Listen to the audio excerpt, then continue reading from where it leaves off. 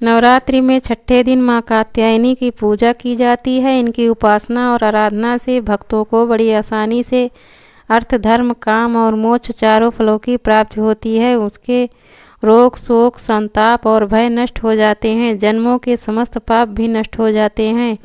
इस देवी को नवरात्रि में छठे दिन पूजा जाता है। कात्य गोत्र में विश्व प्रसिद्ध महर्षि कात्यायन ने भगवती पारंबा की उपासना की, कठिन तपस्या की। उनकी इच्छा थी कि उन्हें पुत्री प्राप्त हो। माँ भगवती ने उनके घर पुत्री के रूप में जन्म लिया, इसलिए यह देवी कात्यायनी कहलाई। इनका गुण शोधकार्य है, इसीलिए इस वैज्ञानिक युग में कात्यायनी का महत्व सर्वाधिक हो जाता है। इनकी कृपा से ही सारे कार्य पूरे हो जाते हैं। ये वैद्यनाथ नामक स्थान पर प्रकट होकर पूजी गई।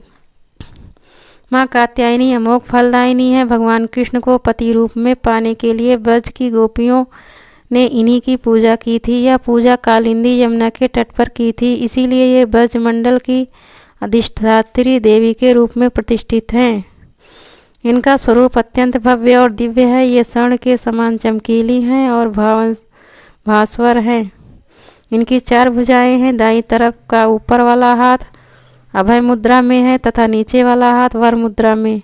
माँ के बाईं तरफ के ऊपर वाले हाथ में तलवार है व नीचे वाले हाथ में कमल का फूल सुशोभित है। इनका वाहन भी सिंह है। इनकी उपासना और आराधना से भक्तों को बड़ी आसानी से अर्थ, धर्म, काम और मोक्ष चारों फलों की प्राप्ति होती है। उसके रोग, शोक, संताप और भय नष्ट हो जाते हैं। जन्मों के समस्त पाप भी नष्ट हो जाते हैं। इसीलिए कहा जाता है कि इस देवी की उपासना करने से परम पद की प्राप्ति होती है।